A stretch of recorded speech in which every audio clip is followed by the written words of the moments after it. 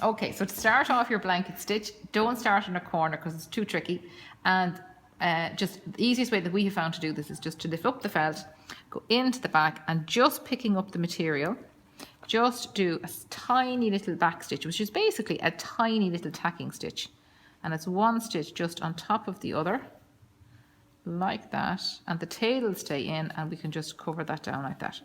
Now to start then, what you do is take your needle, go in through the felt and the material, come out of the very edge of the felt, and take this thread and put it in behind the needle and pull it towards you, so you're almost pulling it down. So next stitch then, in there through the felt and the material, come out of the very edge. Don't overshoot the felt like that. So out of the edge, at the very edge of the felt, thread underneath it and pull it towards you, and you're pulling down. Don't pull up, because if you pull up, you end up with that. So pull down.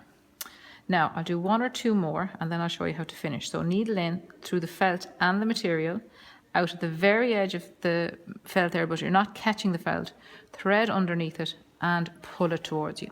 Now you continue on like that for as long as you can keep going, or until you're about to run out of thread. Now if you're going to run out of thread, before you do, what you need to do is take this needle, and where the thread came out there for that stitch, literally put the needle in there, and that'll pull it into the back. It'll make a little loop, pull it down like so, so that can't rip.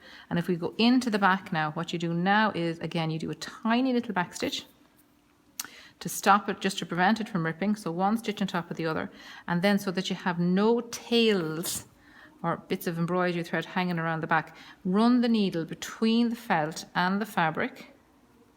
And just make sure you can see it on the outside. No, you can't. Pull it along like so, and then cut it.